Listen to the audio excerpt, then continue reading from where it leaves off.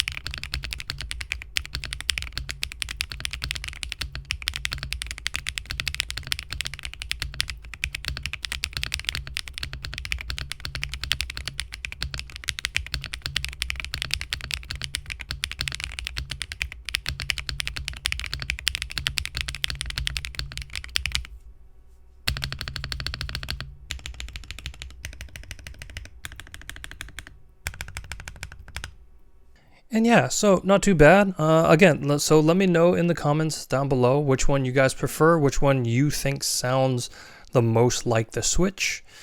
And yeah, let's just move on to the next sound test. We're going to be doing the carbon fiber plate. So just like the first one, we're going to be doing case foam and plate foam. And then in the second test, we're going to be doing no case foam and just plate foam. So let's take a listen.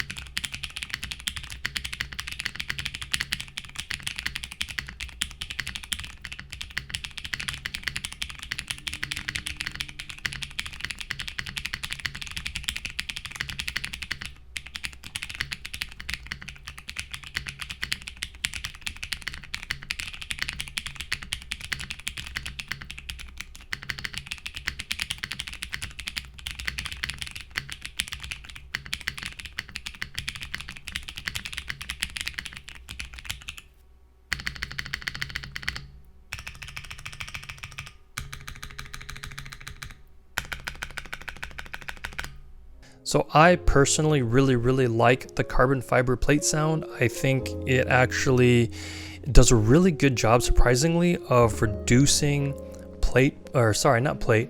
reducing case ping. I also feel like it was the least case sounding of the configurations. I was really surprised. The one with the case foam actually sounded really deep to me, which was really surprising considering I've always heard that polycarbonate is going to be the one that sounds the deepest, but the carbon fiber one actually sounded the deepest to me, and with the case foam. So without the case foam, with just the plate foam, that's kind of my favorite configuration so far, and will probably what I use moving forward.